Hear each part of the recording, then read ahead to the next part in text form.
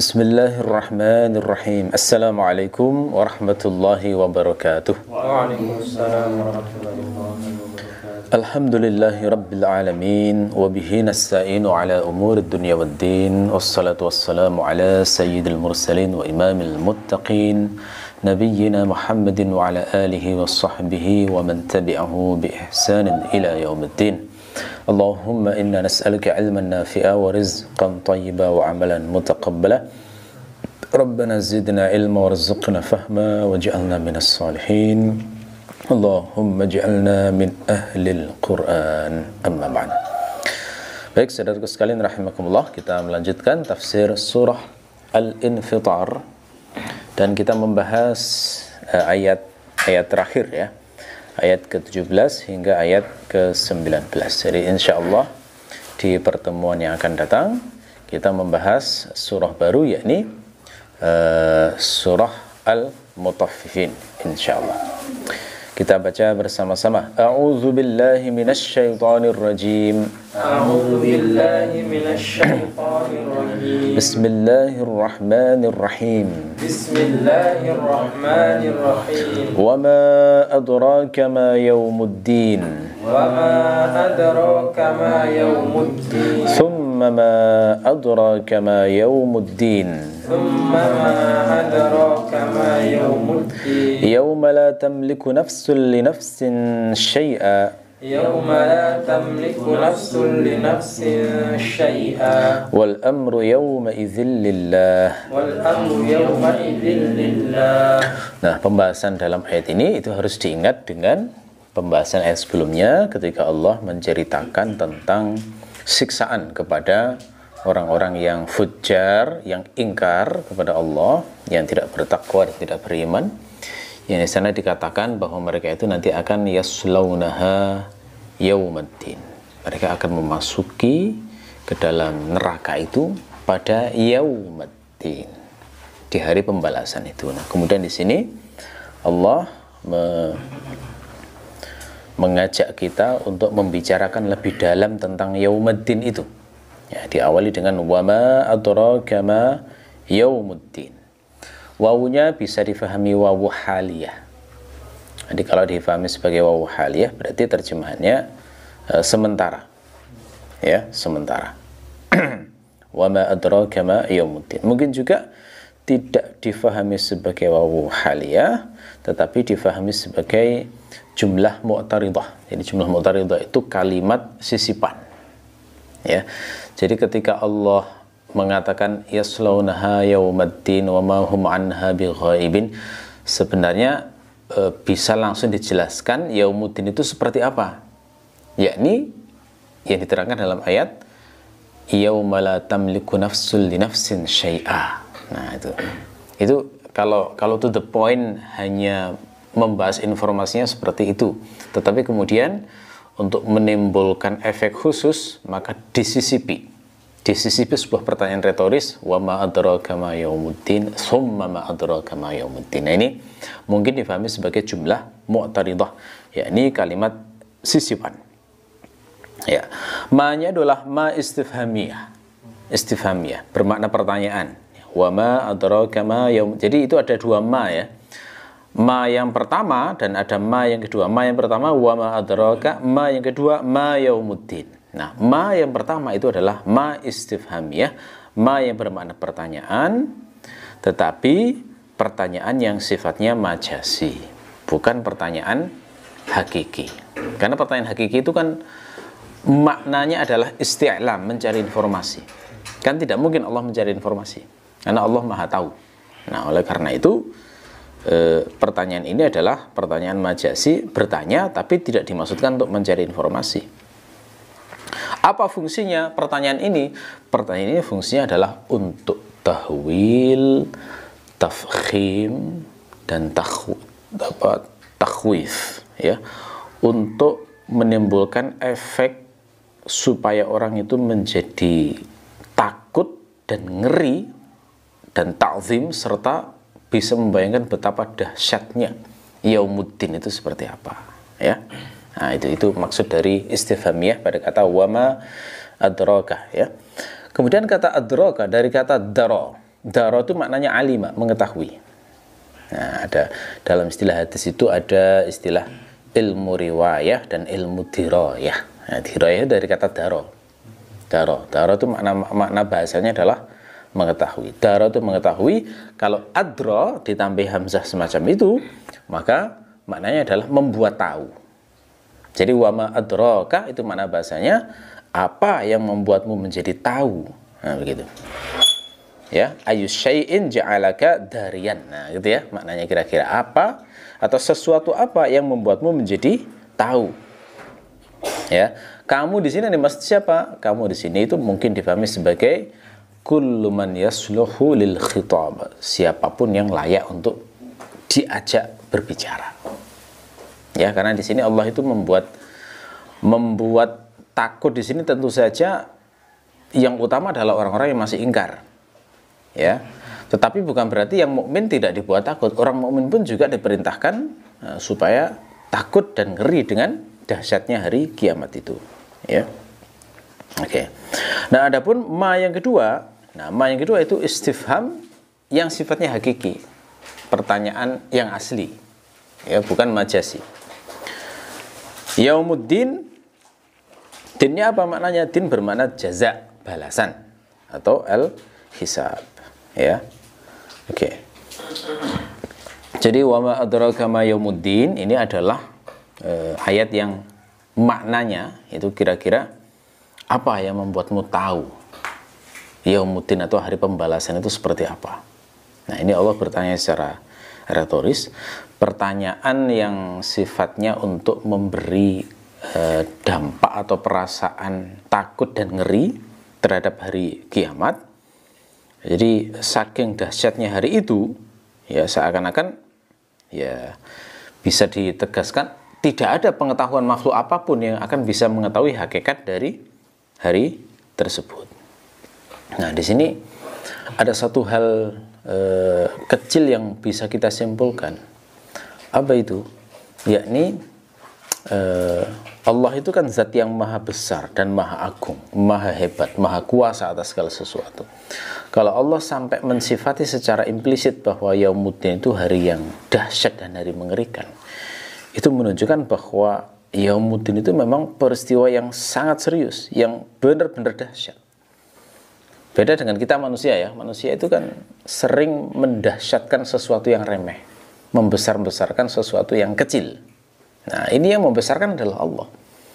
Kalau Allah sendiri itu mengatakan peristiwa besar, maka ini menunjukkan bahwa sebesar apapun dalam bayangan kita, maka kejadian aslinya akan jauh lebih dahsyat dan lebih besar serta lebih mengerikan lagi. Setelah itu Allah mengulang lagi summa ma adraka ma yaumuddin. Pakai kata summa itu secara bahasa summa itu kan maknanya litarokhi. Untuk terjemahnya kan kemudian, gitu ya. Nah, yang dimaksud dengan summa di sini itu fungsinya adalah untuk apa? Li ziyadati tahwil, untuk semakin menambah dampak dan efek ngerinya terhadap hari kiamat itu sehingga sampai diulang lagi. Ya. Kita kan kadang-kadang dalam percakapan dalam bahasa kita itu ya.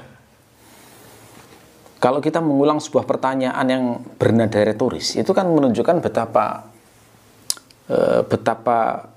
besarnya persoalan yang sedang kita bicarakan itu. Misalnya kita menasehati orang yang melakukan sebuah kesalahan besar. Kita bertanya kepada dia dengan kesalahannya, kamu ngerti nggak kesalahanmu? Ngerti nggak kesalahanmu? Nah, itu kalau sampai diulang beberapa kali itu kan menunjukkan bahwa itu besar banget begitu loh ya, kesalahannya. Nah, itu kira-kira seperti itu. Jadi kalau Allah bertanya sampai 2 kali, wa ma adraka ma yaumuddin, tsumma ma adraka ma yaumuddin, itu ada makna ziyadatut tahwil, untuk menambah efek ngeri terhadap hari kiamat itu, menambah persepsi bagaimana agung dan besarnya peristiwa yaumuddin tersebut. Nah, pengulangan seperti ini itu mirip seperti dalam ayat surat Al-Qari'ah misalnya. Al-Qari'ah itu kan juga polanya mirip dengan ini. Al-Qari'ah, mal Qari'ah, wa ma adraka mal Qari'ah. Itu diulang lagi itu. Itu untuk menunjukkan tahwil tadi, ya. Termasuk juga surat Al-Haqqah, Al-Haqqah, Mal-Haqqah, wa ma adraka mal-Haqqah. Itu untuk menunjukkan betapa dahsyatnya peristiwa yang hendak diceritakan Allah itu. Ya. Jadi dengan dua pertanyaan yang semacam ini, itu seakan-akan Allah itu ingin mengatakan tidak ada deskripsi lisan apapun yang bisa menggambarkan kedahsyatan hari kiamat itu. Tidak ada deskripsi lisan apapun yang bisa menggambarkan dahsyatnya Yaumuddin itu. Karena kejadian aslinya pasti jauh lebih mengerikan dan lebih dahsyat dari segala fantasi yang sanggup untuk dijangkau oleh manusia. Gitu ya. Nah, setelah itu kemudian Allah menjelaskan sendiri bagaimana itu Yaumuddin. Ya, bagaimana penjelasannya? Ya, di antara semua deskripsi, maka yang dipilih oleh Allah untuk menjelaskan Yaumuddin itu adalah deskripsi yang menekankan ini. Apa itu? Yauma la tamliku nafsun li nafsin syai'a. Ya, kata yauma di sini itu dalam kajian qiraat bisa dibaca dua cara. Bisa dibaca yauma, bisa dibaca yaumu. Nah, itu dua-duanya mutawatir ya. Bisa dibenarkan. Kalau dibaca yaumu berarti posisinya adalah badal dari Yaumuddin pada pertanyaan wa ma adraka ma yaumuddin. Ya, posisinya dijadikan sebagai badal. Termasuk kalau dibaca yauma itu juga mungkin dipahami sebagai badal dari ayat yang sebelumnya lagi, yaslaunaha yaumaddin. Bagaimana yaumaddinnya itu? Yakni yauma la tamliku nafsun li nafsin syai'a. Nah, kira-kira begitu. Itu cara bahasa, dua-duanya bisa dibenarkan. Ya. Kemudian kata la itu bermakna tidak di situ karena la nafiyah sifatnya. Tamliku, apa makna tamliku? Tamliku dari kata malaka bermakna memiliki.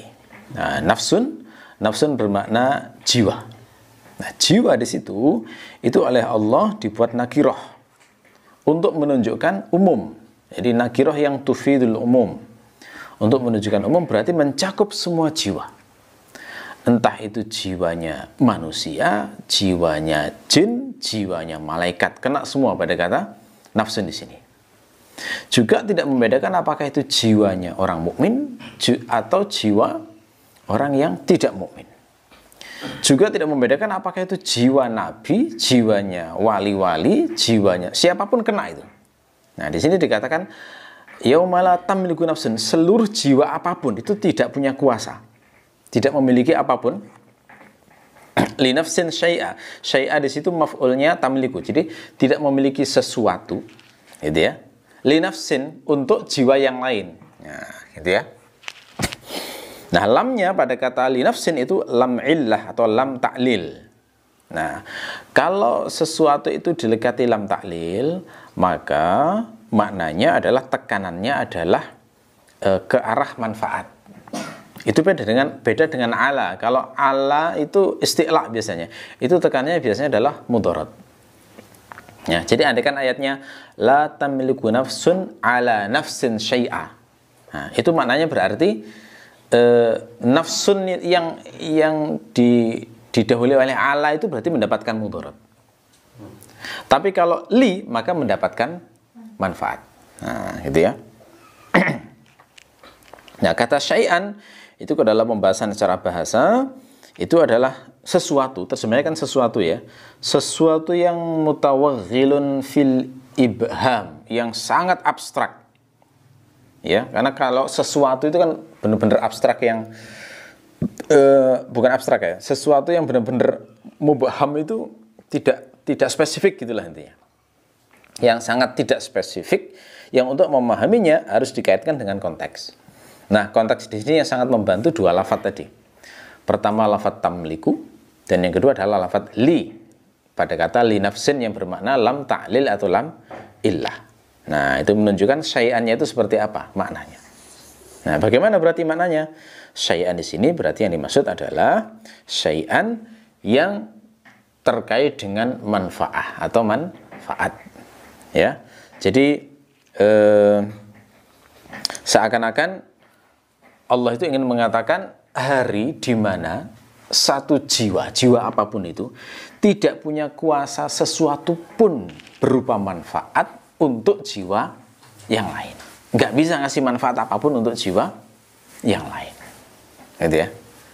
Oh, ini menurut saya adalah ayat yang sangat dahsyat bagi kita untuk merenungi dan memasukkan dan menanamkan rasa khauf pada Allah. Kalau benar-benar dipahami betul tafsir ayat ini dan dihayati, itu dampaknya akan menimbulkan rasa takut kepada Allah.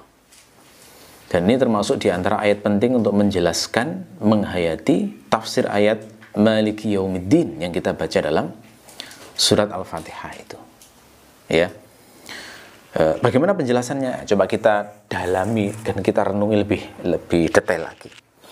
Allah di sini mengatakan di akhirat nanti, di hari Yaumuddin, hari pembalasan itu, tidak ada satupun jiwa yang bisa memberi manfaat pada jiwa yang lainnya. Manfaat di akhirat itu kayak apa sih? Manfaat di akhirat itu ya banyak. Misalnya contohnya melindungi dari panas matahari di saat hari penghisapan. Itu kan sesuatu yang sangat menakutkan kalau kita bayangkan ya, panasnya matahari di hari penghisapan itu. Kenapa? Karena dikabarkan dalam hadis bahwa orang nanti saat dikumpulkan di padang mahsyar itu posisi mereka itu berdempet-dempetan. Jadi jangan dibayangkan kayak orang nonton bioskop duduk manis, atau konser bisa tempat-tempatnya tertata rapi, atau duduknya orang yang nonton bola bisa senang-senang gitu. Enggak. Mereka di hadis Nabi itu dikatakan mereka bersusun paku. Jadi bayangannya kayak seperti anak panah dalam tabungnya, dempet-dempet begitu. Mulai zaman Nabi Adam sampai hari kiamat. Kenapa dempet-dempet? Karena di padang mahsyar itu mereka nggak sendiri. Mereka itu dikepung. Dikepung siapa? Malaikat yang akan menyaksikan hari penghisapan itu. Gitu ya. Kan di surat An-Naba kemarin sudah kita bahas, langit itu akan pecah terbuka pintu-pintunya. Wa futihatis sama'u fakanat abwaba. Gitu kan? Mengapa langit terbuka? Langit terbuka karena langit yang ada di tingkat pertama, malaikat yang berada di langit tingkat pertama turun untuk menyaksikan hari penghisapan itu, mengepung semua orang yang akan dihisap itu. Setelah itu malaikat yang tinggal di langit kedua turun juga, membuat ring yang kedua, terus sampai ring ketujuh. Jadi mereka itu dempet-dempetan betul. Di situasi yang berdempet-dempetan semacam itu, lalu Allah mendekatkan matahari jauh lebih dekat daripada matahari yang saat ini kita lihat itu, sehingga panasnya luar biasa. Panasnya luar biasa, sampai-sampai digambarkan semuanya berkeringat.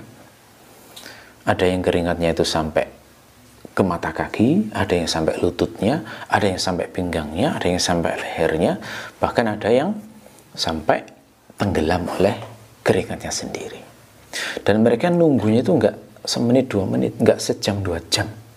Enak kalau cuma sejam 2 jam itu segera selesai. Enggak, mereka itu dibiarkan Allah itu dalam waktu setengah hari ukuran akhirat. Berapa lama itu? Setengah hari ukuran. 1 hari ukuran akhirat itu sama dengan 50.000 tahun ukuran dunia. Jadi penderitaan nunggu tak itu sekitar 25.000 tahun.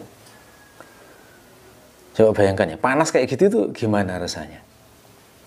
Nah, di momen kayak begitu tuh nggak ada yang bisa ngasih manfaat untuk memberikan naungan, nggak bisa itu. Nggak ada orang yang bisa menyediakan payung di hari itu. Itu maksudnya ya, contoh ngasih manfaat di akhirat itu diantaranya adalah melindungi dari panas matahari di hari itu. Nggak ada yang bisa ngasih kayak begitu.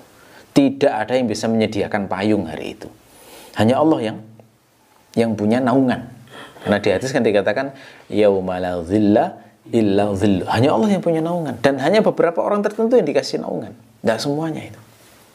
Nah, itu contoh manfaat di akhirat. Contoh lain, misalnya apa? Misalnya adalah mempersingkat waktu tunggu. Nah, itu kan hanya Allah yang kuasa kayak gitu. Tadi saya katakan waktu menunggu itu adalah sekitar 25.000 tahun. Orang kalau ngerti hakikat ini, waduh, Masya Allah. Jadi akan sadar betapa palsunya dunia ini, betapa sebentarnya dunia ini. Apa sih maknanya 75 tahun, 60 tahun hidup di dunia? Apa poinnya orang mencari kesenangan di dunia yang sangat sebentar, sementara di akhirat itu kayak begitu kesengsaraannya menunggu fase-fase kehidupan sebelum hidup yang kekal itu. Ya. Nah, tetapi bagi orang yang beriman itu waktunya sangat dipersingkat, karena dalam hadis itu dikatakan para kekasih Allah nanti itu waktu menunggunya itu disingkat sampai mungkin kalau ukuran dunia mungkin kira-kira 5-10 menit saja nunggunya.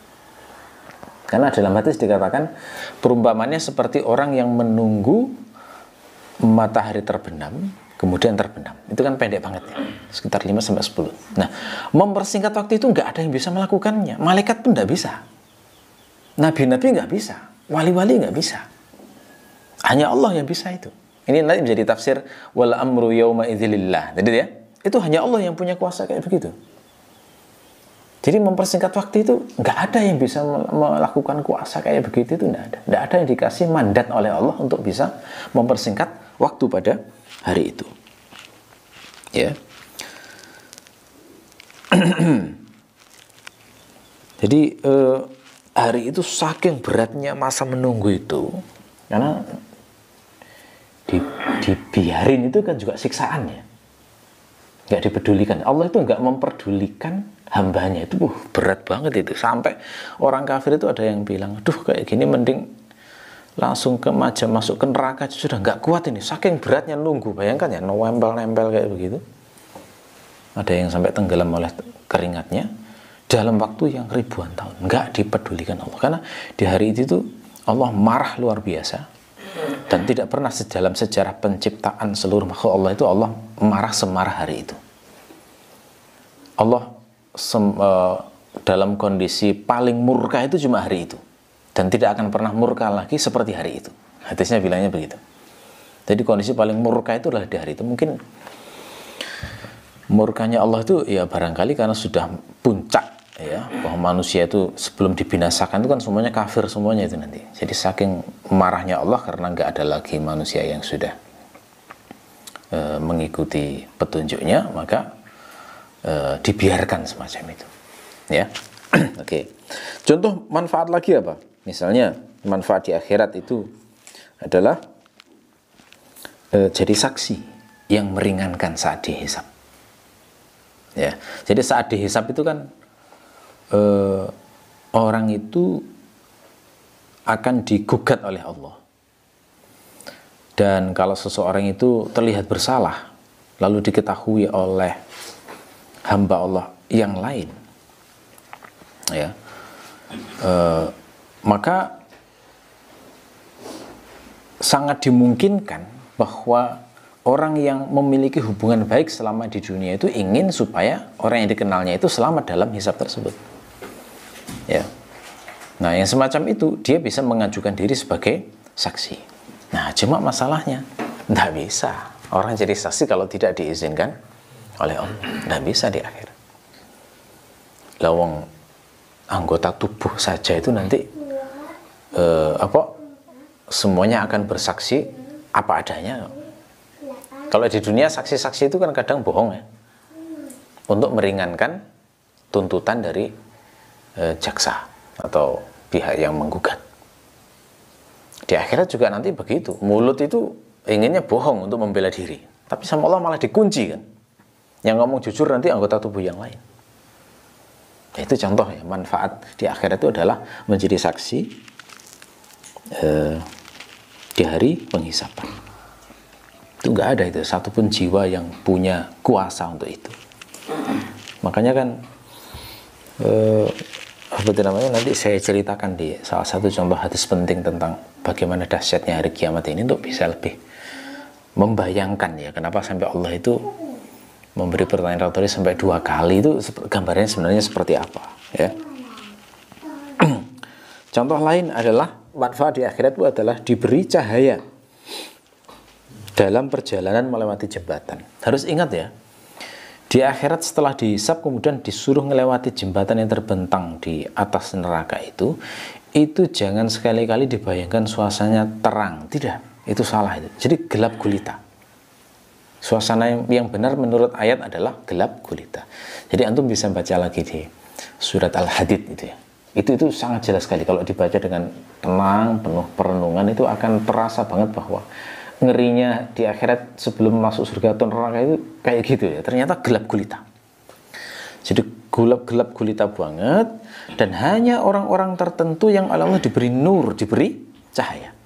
Orang-orang yang di dunia itu penampakannya kayak muslim, tapi Allah tahu hatinya munafik, tidak dikasih cahaya.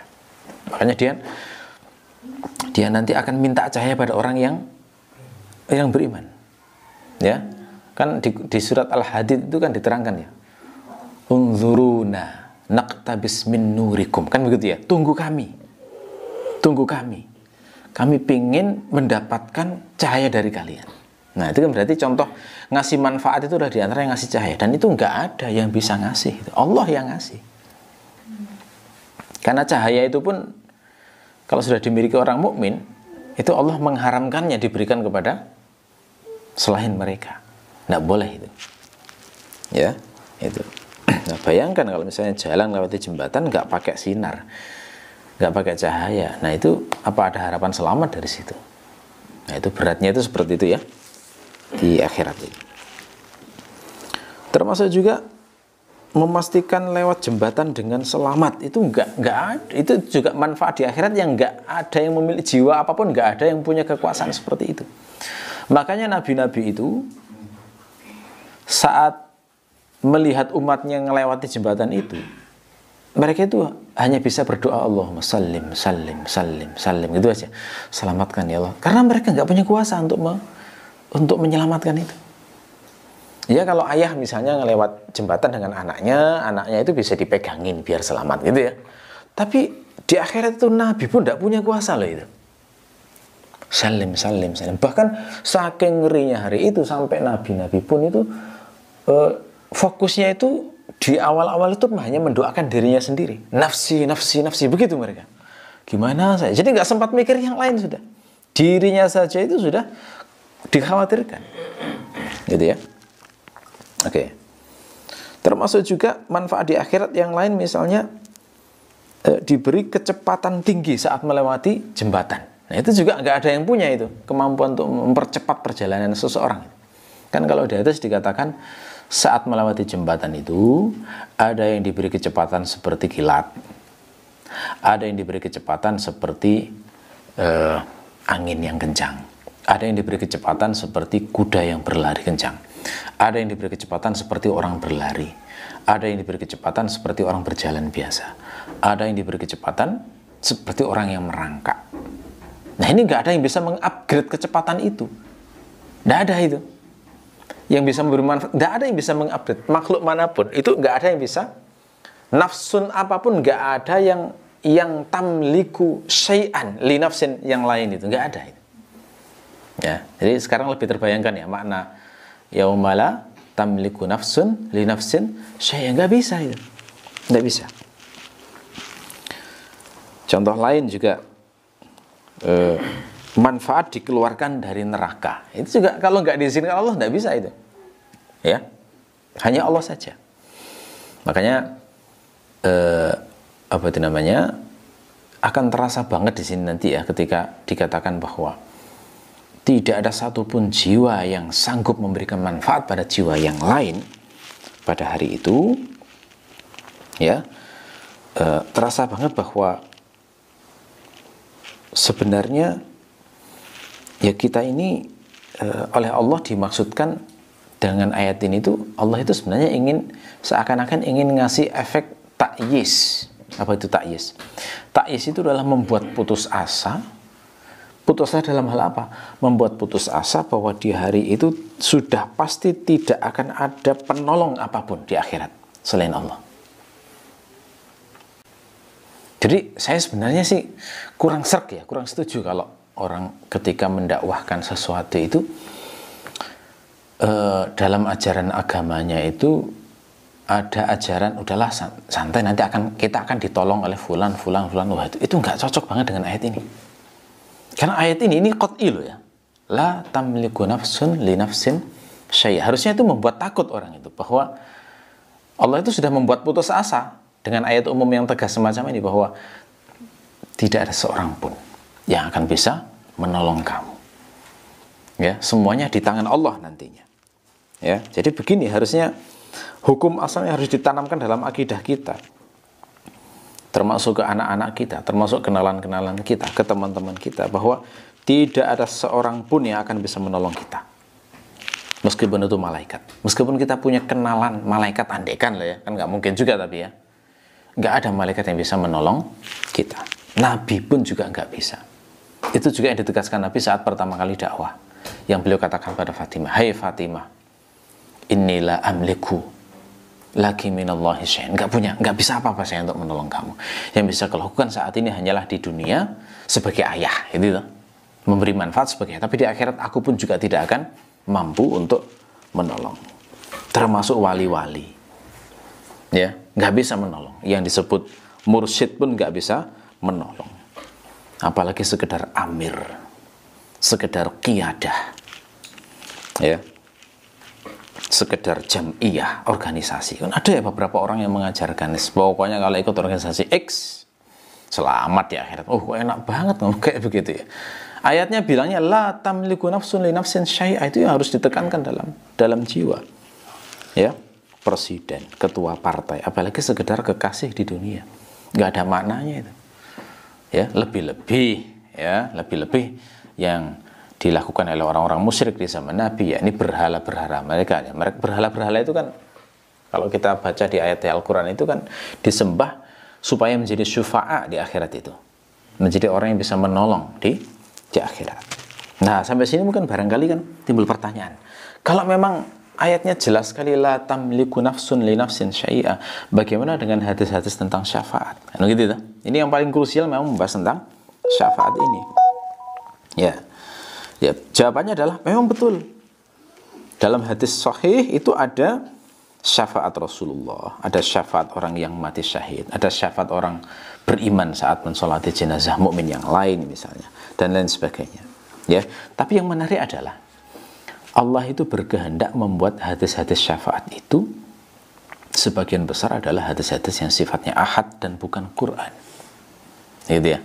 Ini seakan-akan ingin memberikan hikmah kepada kita, jangan menyamakan statusnya dengan ayat yang qat'i semacam ini. Ya, jadi sikap yang paling hati-hati menurut saya bagaimana? Sikap yang paling hati-hati adalah meyakini bahwa tidak ada yang bisa menolong siapapun.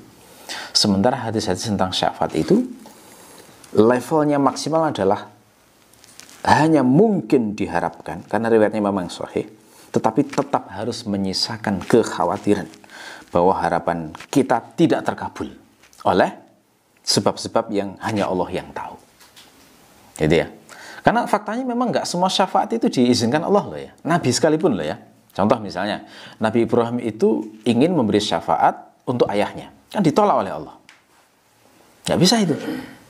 Ya, nah begitu. Jadi makanya hadis tentang syafaat itu pun itu juga harus difahami dalam batas-batas nasnya. Jangan sampai levelnya itu akhirnya kemudian menggantungkan nasib pada beliau-beliau, itu salah itu. Itu tidak pernah diajarkan oleh Rasulullah. Hadis syafaat harus difahami dalam konteks rahmah. Rahmat Allah yang memberikan harapan kebaikan kepada orang-orang yang memiliki jiwa-jiwa yang lemah. Tapi tidak boleh menjadikan tempat bergantung. Itu salah konsep yang semacam itu. Ya. Nah, lagi pula begini, syafi itu konsepnya kan al-mutawassit, orang yang menjadi perantara atau penengah untuk memperoleh manfaat atau mudarat. Itu konsepnya syafi atau orang yang memberikan syafaat itu ya. Jadi konsepnya itu mengusahakan gitu ya, bukan memastikan, hanya mengusahakan. Jadi hakikatnya sebenarnya lemah juga, nggak bisa memaksa Allah, itu loh yang harus konsep. Itu namanya syafi, nggak bisa memaksa Allah, nggak bisa membuat Allah itu pasti memutuskan begini, itu tidak boleh dipahami semacam itu. Ya, jadi tetap kembali Allah yang memutuskan. Jadi tetap kembali ke wal amru yauma idzin lillah. Segala urusan waktu itu kembali miliknya Allah saja, khusus hanya milik Allah saja. Tetap Allah yang memutuskan. Ya, karena Allah itu kadang-kadang menolak syafaat itu. Misalnya dalam hadis dijelaskan ya, contoh orang yang pasti akan ditolak syafaatnya itu adalah orang-orang yang terbiasa melaknat. Nah, itu ada hadisnya. Bahwa la'anin itu syafaatnya akan ditolak. Dari orang yang nggak bisa menjaga mulutnya, suka memaki, suka melaknat, itu nggak akan bisa jadi syafi' pada hari akhirat. Ya, Rasulullah itu juga pernah ditolak syafaatnya pada sebagian kaum muslimin yang zahirnya di zaman itu seperti sahabat. Hadisnya sahih itu. Itu contoh lugas bagaimana ada syafaat Rasulullah yang ditolak. Yang bagaimana itu? Jadi hadisnya itu kan maknanya begini.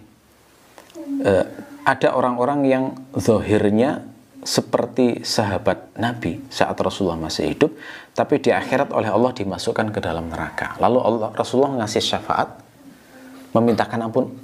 Ya Allah, mereka itu adalah ashabi. Apa jawaban Allah? Kamu tidak tahu apa yang mereka lakukan sepeninggal kamu.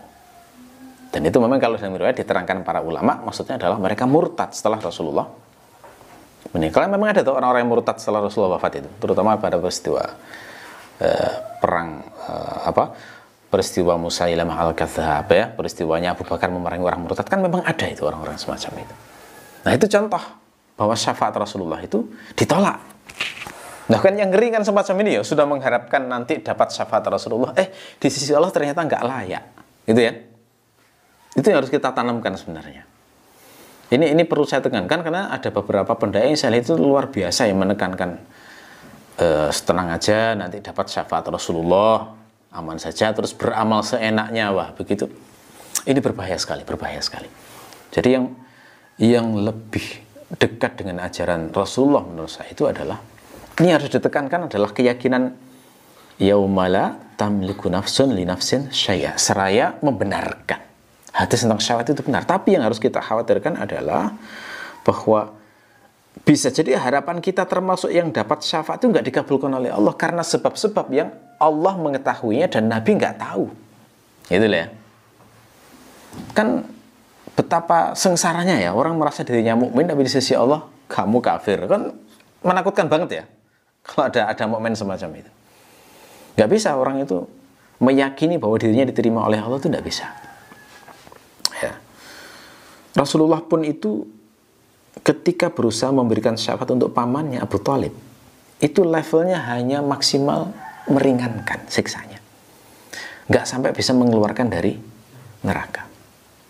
Nah, itu menunjukkan bahwa konsep syafaat itu bukan bisa memaksa Allah, enggak, tetap hanya mengusahakan, tapi putusan tetap kembali kepada Allah. Sehingga kembali ke ayat yaumala tamliku nafsun li nafsin syai'a, ini benar-benar mutlak harus kita pahami bahwa semuanya hanyalah hak Allah, keputusan Allah, semuanya atas izin Allah, hanya kehendak Allah lah yang berlaku pada hari itu, gitu ya.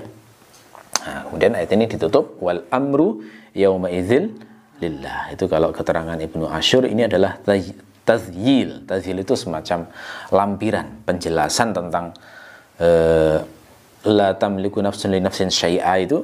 Kemudian siapa yang bisa memberi manfaat dan mudarat? Nah, seakan-akan dijawab sendiri, ya Allah saja yang bisa.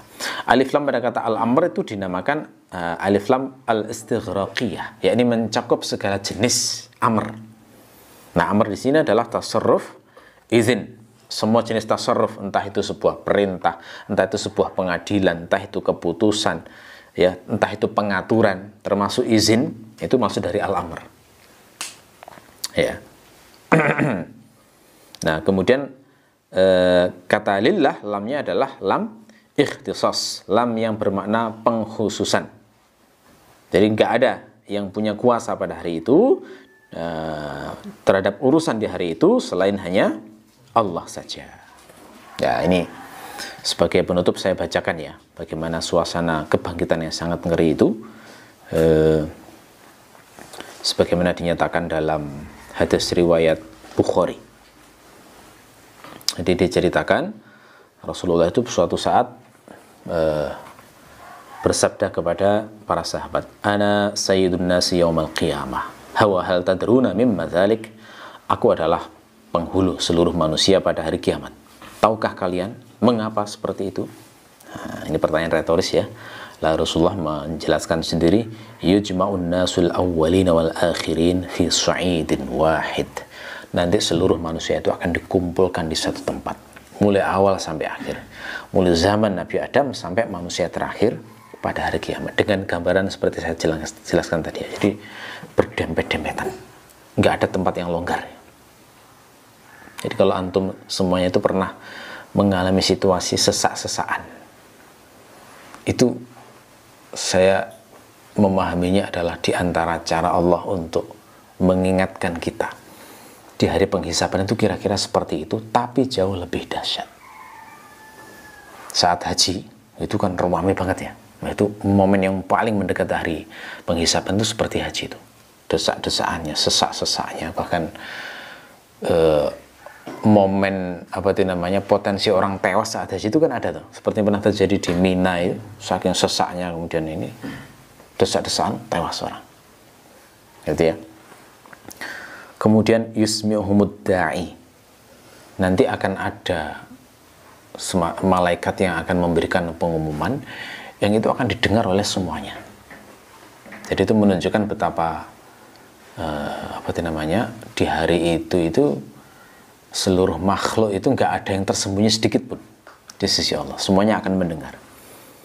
Wa yanfudhuhumul basar, dan mata itu akan bisa melihat mereka semuanya karena mereka dikumpulkan di suatu tempat yang nggak ada cekungan, nggak ada gundukan, nggak ada bangunan, nggak ada pohon. Itu semuanya itu di satu tempat yang datar. Jadi sampai mata itu sampai bisa melihat mereka semuanya.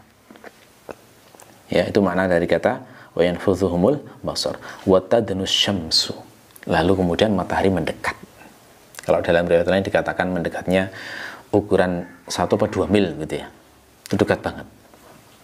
Fayablughu an-nasu minal ghammi wal karbi ma la yutiqun wa la yahtamilun. Maka manusia akan mengalami kesusahan dan kesedihan yang mereka sudah nggak sanggup lagi menanggungnya. Kenapa kok sedih? Tadi saya katakan, nunggunya itu nggak sejam 2 jam. 25.000 tahun itu gimana bayangkannya coba ya. Jadi makanya sedihnya itu apa, susahnya itu luar biasa. Sampai mereka kemudian akhirnya berkata, ala tarawna ma qad balaghakum ala tanzuruna man yashfa'u lakum ila rabbikum, gitu ya. Lalu mereka mengusahakan supaya berbicara dengan Allah, karena nggak ada yang bisa berbicara dengan Allah waktu itu. Lalu diceritakan dalam hadis ini, mereka mendatangi Nabi Adam, tolong ya, bicaralah dengan Allah, kami ini sudah nggak kuat nunggu ini, mau diapakan sebenarnya itu loh, tolong sampaikan kepada Allah. Nah, Nabi Adam nggak berani. Lah, aku dulu buat kesalahan. Aku dulu itu disuruh Allah untuk tidak makan buah pohon larangan. Aku melanggarnya. Jangan kepada aku. Ke Nuh saja. Datang ke Nuh. Datang ke Nabi Nuh. Disampaikan. Ya. Kemudian Nabi Nuh diminta tolong kayak gitu juga jangan. Jangan ke saya. Aku itu pernah mendoakan buruk kaumku, supaya nggak ada yang tertinggal sedikit pun di antara mereka kecuali mereka dibinasakan. Aku nggak layak untuk ngomong dengan Allah. Kamu datang aja ke Ibrahim, gitu. Datang ke Nabi Ibrahim, minta tolong supaya bicara pada Allah. Nabi Ibrahim kemudian bilang, jangan ke saya. Aku pernah berbuat kesalahan. Aku pernah berbohong 3 kali. Padahal bohongnya bener loh ya. Tapi sudah merasa, namanya levelnya Nabi, merasa salah, nggak berani ngomong pada Allah. Kamu datang ke Musa saja. Datang pada Nabi Musa. Wahai Musa, kamu itu kekasih Allah. Allah mengajak kamu langsung berbicara. Tolonglah kami, lihat ini berat banget ini. Lalu kemudian Nabi Musa mengatakan, jangan. Aku nggak layak, aku pernah membunuh orang. Padahal nggak diperintahkan Allah itu. Kamu datang aja ke Isa. Datang ke Nabi Isa. Nabi Isa juga menolak juga, jangan saya. Nggak disebutkan kesalahannya apa dalam riwayat. Tapi kamu datang saja pada Sayyidun Nas, Sayyidu Waladi Adam, Muhammad Sallallahu Alaihi Wasallam. Datang kepada Nabi Muhammad. Nah, Rasulullah tidak menolak, ya. Nah, karena memang Rasulullah itu sudah dijanjikan maqamam mahmuda. Itu maksudnya adalah di momen ini. Ya, karena Rasulullah itu amalannya adalah sholat tahajud, dan itu wajib bagi beliau, kata para ulama. Dan itu janjinya kan, sholat tahajud yang dilakukan Rasulullah itu akan membuat beliau derajatnya naik sampai diberi hak untuk maqaman mahmuda ini, memberi syafaat pada seluruh manusia ini, bukan hanya orang Islam ini. Syafaatnya adalah Allah segera mempedulikan mereka untuk segera dihisab dan diurus itu, biar gak tersiksa nunggu dalam waktu yang lama itu. Nah, Di saat itu dikabarkan kemudian Rasulullah katanya sujud di bawah arsy. Yang membuat saya terkejut ya, sujudnya itu. Diceritakan dalam riwayat yang lain adalah fayakhirru sajidan qadra jumu'ah, kira-kira begitu. Rasulullah itu sujud untuk minta izin biar diizinkan berbicara oleh Allah itu mereka Rasulullah itu bersujud sampai kira-kira waktunya sepekan. Coba bayangkan ini. 1 pekan sujud itu, coba. Ya kalau melihat riwayat kayak gini tuh Masya Allah ya. Ibadah di dunia itu nggak ada apa-apanya kalau semacam ini. Orang disuruh sujud mungkin hanya 10 menit, 5 menit. Beratnya Masya Allah. Rasulullah itu demi membela seluruh umat manusia waktu itu adalah sujudnya sampai qadra jumu'atin. Itu baru Allah kemudian berkenan untuk berbicara. Setelah 1 pekan itu kemudian barulah Allah berfirman pada Nabi Muhammad, irfa' ra'sak, angkat kepala. Sal tu'ta, mintalah dan kamu akan diberi. Wasfa' tusyaffa', dan silahkan kamu ngasih syafaat, akan diterima syafaat. Itu. Terus Rasulullah itu diriwayatkan itu masih malu untuk langsung ngomong sujud lagi selama sepekan lagi. Biarkan Allah dulu. Begitu sudah sepekan disuruh, barulah Allah berkenan berbicara lagi. Irfa' ra'sak ya Muhammad. Itu. Terus ngomong seperti tadi lagi. Sal tu'ta, mintalah kamu akan dikasih. Wasfa' tusyaffa', kasih syafaat kamu akan diterima syafaatmu. Nah, begitu sudah begitu, Rasulullah mau ngomong masih malu lagi. Terus mau sujud lagi. Nah, di kali yang ini terus dipegang oleh malaikat Jibril lengannya itu. Dipegang ini biar nggak sujud lagi. Gitu ya. Saking malunya, saking sungkannya Rasulullah kepada Allah. Nah, setelah itulah baru kemudian ceritanya panjang dalam hadis ini, intinya adalah Rasulullah kemudian memberikan syafaat kepada seluruh umat manusia sehingga akhirnya dimulailah hari penghisapan itu. Setelah itu kemudian umatnya itu Rasulullah kan risau banget, umatku ini bagaimana ya Allah, umatku ini bagaimana, selamat apa enggak di hari ini. Ya, terus pertama-tama Allah kemudian memisahkan antara umat-umat Nabi Muhammad yang soleh dan yang tidak soleh. Yang soleh, yang paling soleh, level tertinggi itu oleh Allah diperintahkan, hai Muhammad, kumpulkan umatmu yang masuk surga tanpa hisab dan silahkan masuk surga dari pintu sebelah kanan. Nah, itu baru diurus dulu. Setelah itu baru derajat umat yang di bawahnya sampai yang terakhir adalah umat Nabi Muhammad yang masuk neraka yang di hatinya masih ada la ilaha illallah. Jadi mereka sempat masuk neraka. Jadi syafaat Rasulullah itu nanti berkali-kali. Saya nggak bisa bayangkan ya berapa lama proses itu sampai tuntas itu. Karena riwayatnya hanya sekedar untuk ngomong sama Allah itu berminggu-minggu loh. Ya, bayangkan. Makanya kan kalau dikatakan wama adraka ma yaumuddin, terus dikatakan hari yang dahsyat, ada unsur tahwil di sini itu baru terasa banget itu ya. Kalau kita pahami dari hadis-hadis Nabi yang semacam ini ya. Ya, semoga Allah menggolongkan kita nanti termasuk hamba-hambanya yang selamat ya di hari ini.